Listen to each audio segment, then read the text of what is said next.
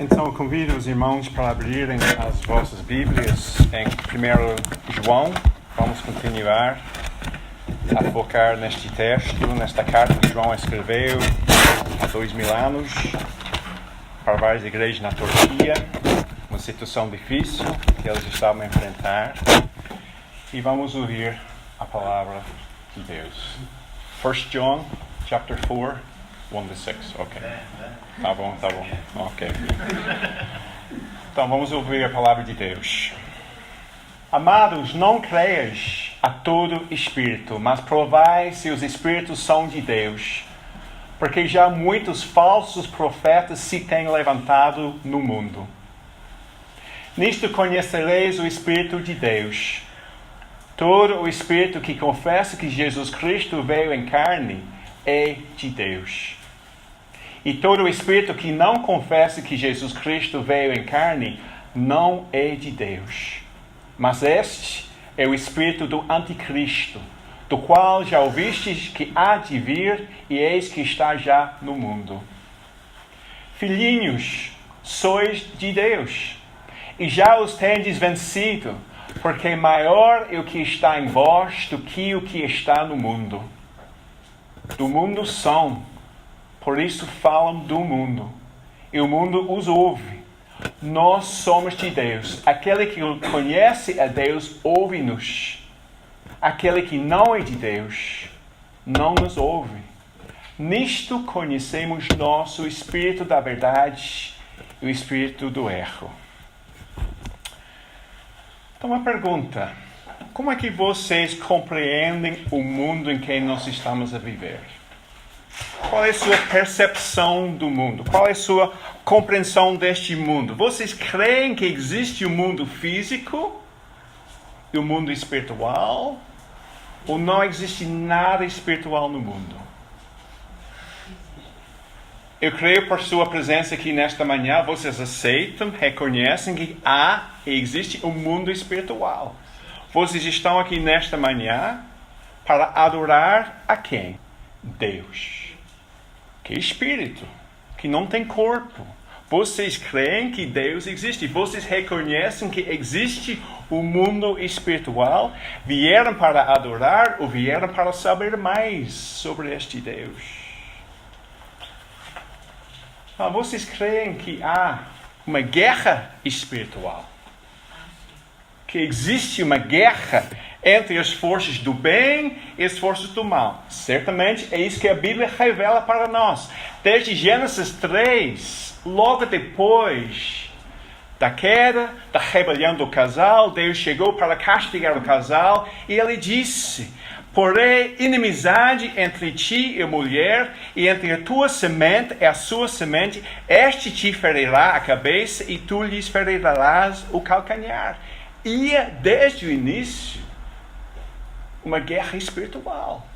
É real.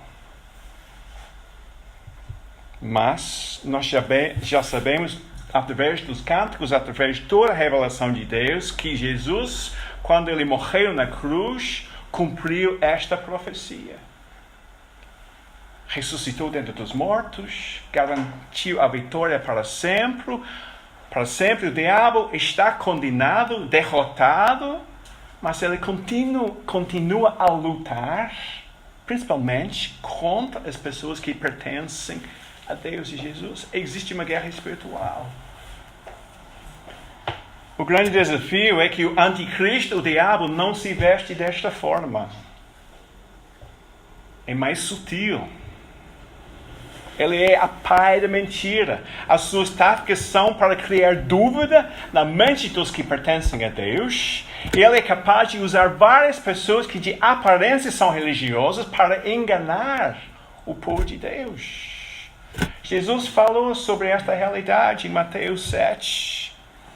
Acautelai-vos, porém, dos falsos profetas que vêm até vos vestido como ovelhas, mas interiormente são lobos devoradores. Parecem como ovelhas. E a ovelha na Bíblia é uma imagem para um filho de Deus, um seguidor de Cristo que ouve a voz do bom pastor. Mas Jesus diz que vão chegar ovelhas que de aparência são de Deus, mas são lobos que vêm para devorar as ovelhas de Deus. Esta carta que João está a escrever, ele enfrenta a realidade de tudo que Jesus falou em Mateus 7. Falsos profetas, novos ensinos, novas ideias que estavam a surgir entre essas igrejas locais e estavam a criar muita confusão na mente dos cristãos.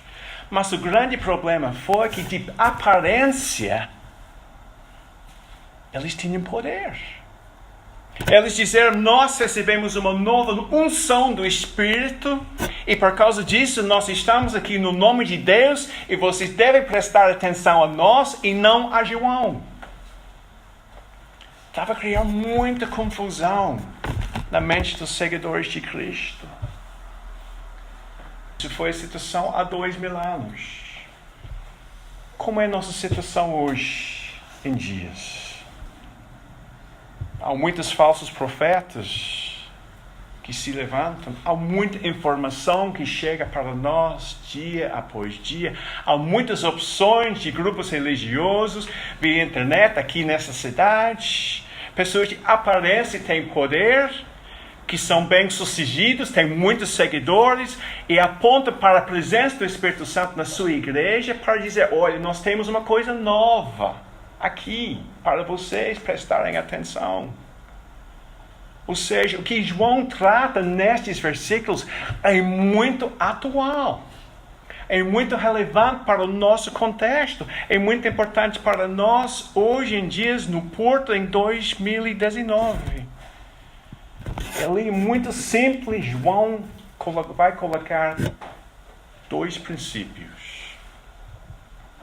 Ou melhor, um princípio e 2 formas de avaliar o princípio. O princípio é isto: não creias em todo o Espírito, mas provai se os Espíritos são de Deus. Este é o princípio. Provai, verificar, avaliar, tenham certeza. Mas vejam bem, o plural está a falar a quem? Amados.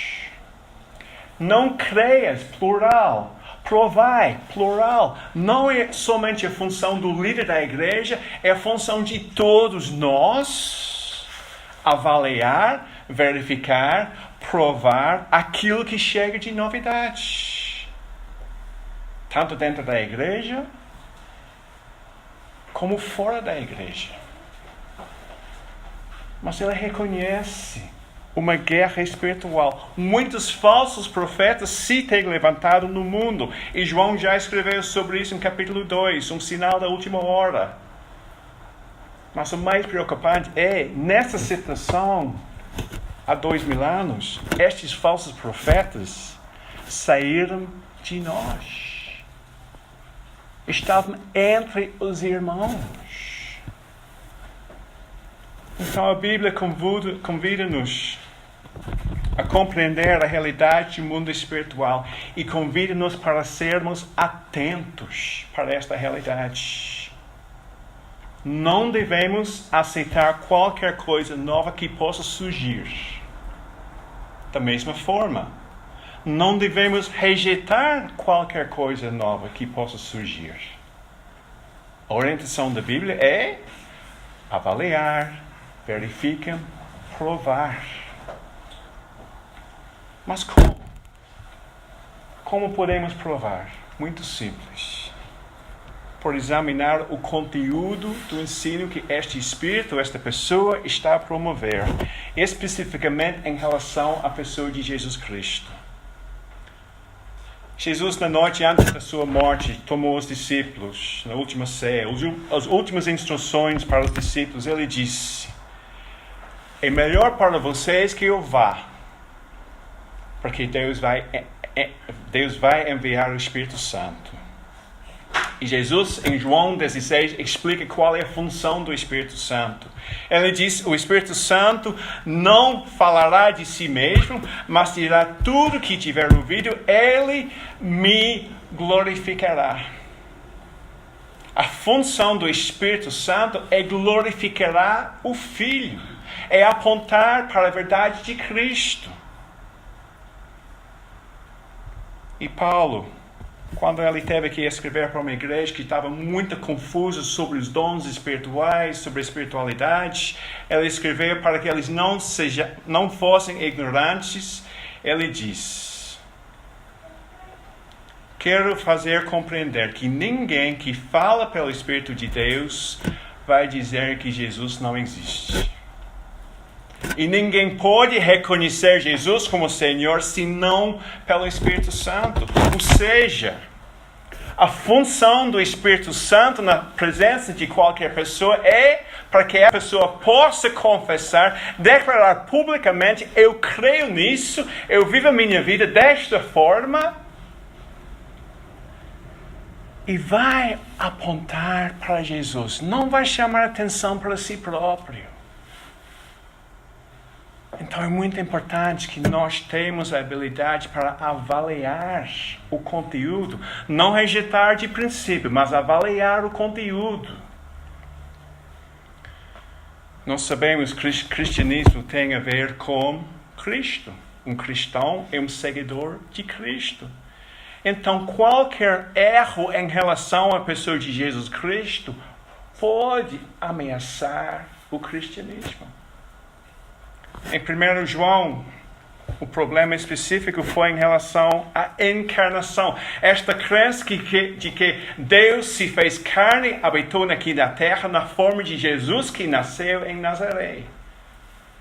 Estes falsos profetas estavam a negar que Jesus era Deus em carne. E João escreve com tanta urgência, não tem tempo para cumprimentar os irmãos. Ele vai logo no assunto, porque é tão perigoso. E vamos rapidamente só ver por que é importante crer que Deus se fez carne na pessoa de Jesus. Começa em capítulo 1, versículo 1 a 4. João diz: nós ouvimos, nós vimos, nós contemplamos, as nossas mãos tocaram, nós vimos na carne que ele era Jesus. Deus era aquele homem. Este homem veio com propósito. Capítulo 1, verso 7. O sangue de Cristo, seu Filho, faz o quê? Nos purifica de todo o pecado. Capítulo 2, 2. Ele é a propiciação pelos nossos pecados. Capítulo 4, 10. Seu Filho para a propiciação pelos nossos pecados. Palavra difícil para dizer. Muito mais difícil de compreender. Significa que Jesus recebeu o que nós merecemos receber. A punição. Ele é o nosso substituto. Ele se ofereceu no nosso lugar. É uma doutrina fundamental da nossa salvação. Ele se manifestou, 3:5, para tirar os pecados. 3:8, para desfazer as obras do diabo. 4:14, para ser o Salvador do mundo. 5:11, para dar a vida eterna. Isso é só na carta de João. Se Jesus não é o Cristo, não há salvação. Não há esperança. Não há perdão pelos pecados. A humanidade continua sobre a ira de Deus a enfrentar a condenação eterna e justa. O que nós cremos em relação à pessoa de Jesus Cristo é fundamental. Não pode abrir mão para nada disso. E João escreve, como ele escreve nesta carta, muito clara. Todo espírito que não confessa que Jesus Cristo veio em carne não é de Deus. Ponto final. Reprovado. Há uma guerra espiritual. E nesta guerra há dois lados. Luz e trevas. Filhos de Deus, filhos do diabo. A verdade, a mentira. A morte, a vida eterna. O mundo, as coisas de Deus. O anticristo e os que pertencem a Cristo. É dividido em dois. Preto e branco. É muito claro. Então, o que isso implica para nós? Implica que vocês que estão aqui nesta manhã têm a responsabilidade de avaliar cada palavra que sai da minha boca. Provar, verifiquem cada palavra que sai da minha boca, porque qualquer ensino, qualquer pregador, qualquer autoridade, qualquer livro, qualquer orientação, qualquer programa na televisão que vem de Deus, irá promover a pessoa de Jesus Cristo. Qualquer ensino, qualquer pregador, qualquer programa, qualquer autoridade que nega a verdade bíblica sobre Jesus Cristo é rejeitado, reprovado. Não devemos prestar nenhuma atenção para isso. Porque estamos a tratar coisas da vida eterna e a morte eterna. Alguém já leu uma dessas coisas em casa? Né? O que é? Alguém sabe? Instruções para montar os móveis de IKEA, não sei como vocês dizem o nome, ok? Tem várias opções aqui. Mas vocês percebem como é que funciona. Tem desenho por desenho, instruções para juntar as peças, os parafusos, para chegar ao resultado final. Mas vamos imaginar que eu decidi, olha, acho que vou pular desenho 3... Eu acho que não é preciso usar este parafuso ali. Eu acho que eu vou adaptar ao meu gosto estas instruções. Como vai ser o resultado? Vai dar certo? Pode até ficar em pé por alguns tempos, mas meter um livro ali e vai cair. E a Bíblia? A importância da Bíblia. A importância da revelação de Deus de Gênesis ao Apocalipse. Tudo é a palavra de Deus. Tudo é importante para a nossa vida. Se nós pulamos uma parte para outra, se nós achamos, acho que é melhor, não é preciso lembrar sobre a ressurreição de Jesus Cristo, não é preciso crer que Ele nasceu de uma virgem, não é preciso crer que há milagres. Se nós esquecemos dessas partes, desses pormenores, nós vamos ter uma fé fraca. O Velho Testamento aponta para Jesus. Os evangelhos apresentam Jesus como o cumprimento de toda aquela promessa de Gênesis até ao Novo Testamento. E os cartas, o resto do Novo Testamento, explica o resultado, as implicações da vida de Jesus. Irmãos, se nós tivermos uma compreensão errada em relação ao Pai, Filho e Espírito Santo, não teremos nenhuma capacidade para provar, avaliar, verificar os espíritos que estão neste mundo. Em Atos 17, Paulo esteve numa pequena cidade chamada Bereia, na Grécia. Como era costume, ele chegou à sinagoga no primeiro sábado e entrou na sinagoga para apresentar o novo ensino que ele trouxe para aquela comunidade. E nós lemos ali em capítulo 17 que depois de ouvir o novo ensino de Paulo, Paulo próprio diz: estes foram mais nobres do que os estavam em Tessalônica. Por quê? Porque de bom grado receberam a palavra, o que eu falei, examinando cada dia nas Escrituras se estas coisas eram assim. O povo que ouviu Paulo pregar pela primeira vez naquela sinagoga não aceitou. Foi avaliar o novo ensino à luz da revelação que já tiveram de Deus.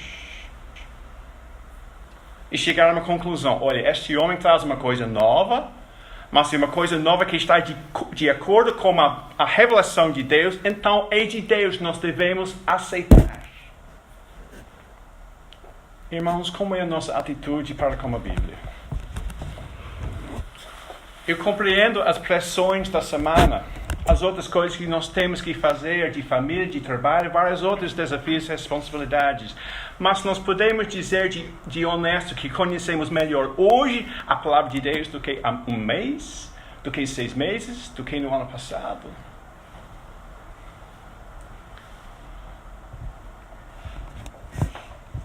É a base para avaliar qualquer coisa que chega. Primeira forma é provar se o Espírito são de Deus, examinar o conteúdo em relação a Cristo. Se fala de Cristo, que glorifica Cristo, é de Deus. Se não fala de Cristo, se não glorifica Cristo, não é de Deus. Sai fora.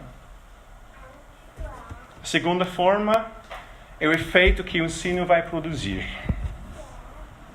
Os que pertencem ao mundo, que não são de Deus, falam do mundo e o mundo os ouve. Aquele que não é de Deus não nos ouve. O mundo aqui, naquele sentido, aqueles que estão em oposição a Deus. O anticristo. Os profetas falsos falam do mundo.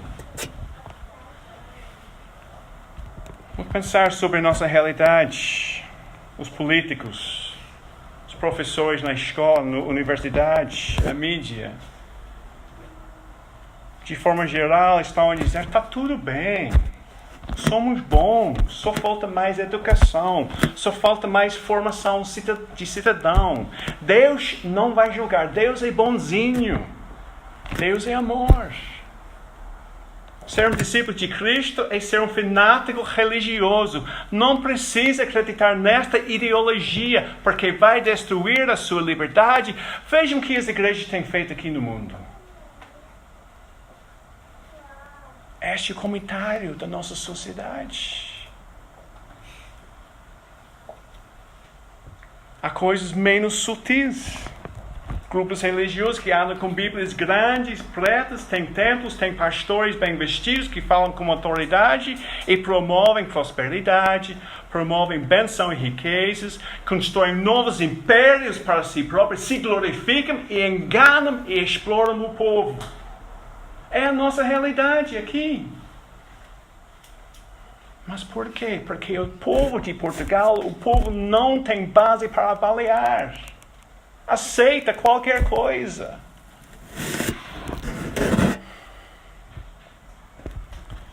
Estamos a chegar ao momento que Paulo escreve muito bem em 2 Timóteo. Nos últimos dias, há muitas pessoas que têm aparência de piedade, de ser religioso, de ser santo, mas renegam a sua verdadeira força. Frequentam sempre a instrução religiosa sem nunca conseguirem chegar ao conhecimento de quê? Da verdade. Estamos obrigados a ser tolerantes a todas as fés. Há espaço para todas as fés e todas as crenças, até falamos sobre encarnação, a morte, sacrifício, propiciação, ressurreição e a necessidade de vir para o Pai somente por Jesus. Na hora de falar dessas coisas, a sociedade não é mais tolerante. Vocês são não sei o quê. Enfrentamos resistência e oposição.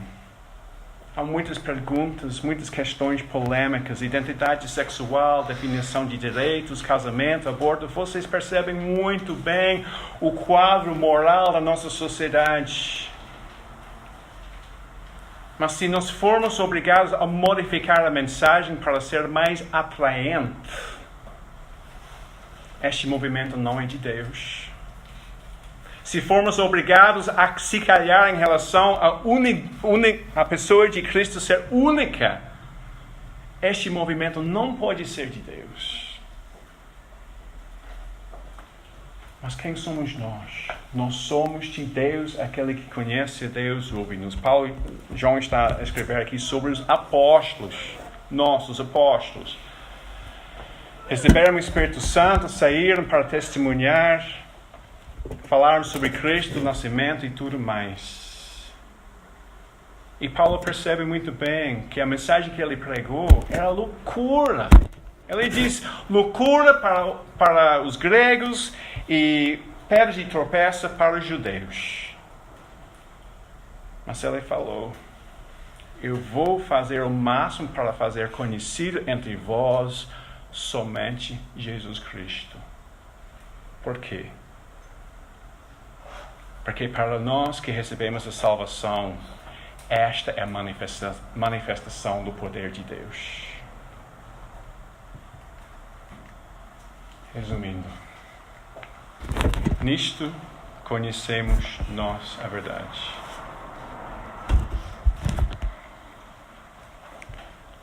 É muito importante.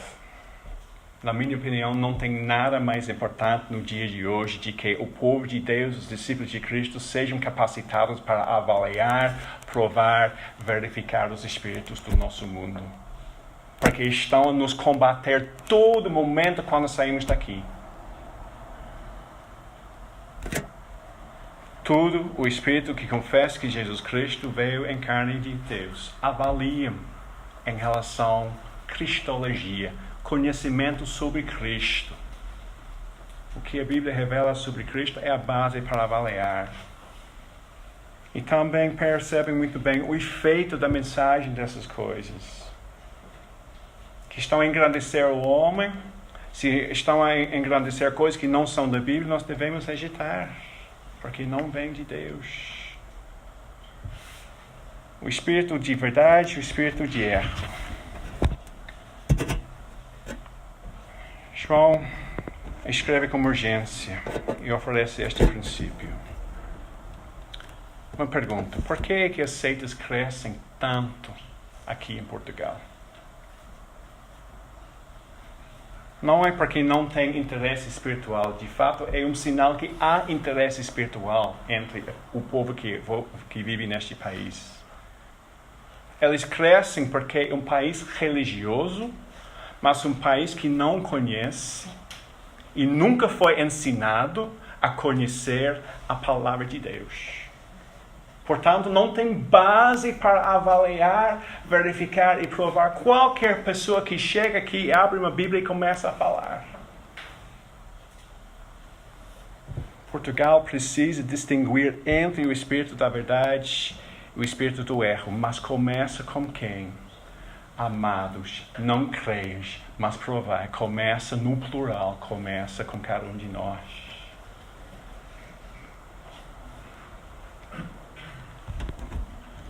Vocês conhecem mais sobre Jesus hoje do que no ano passado? Vocês são capazes de explicar a sua fé, a sua esperança em Cristo, usando a palavra de Deus? Vocês têm este desejo de ler e compreender ainda mais quem é esta pessoa, Jesus Cristo? Não é sobre religião. Não é sobre presbiterianismo, nem batista. Não é nada disso. É Cristo. E somente Cristo. Vamos orar.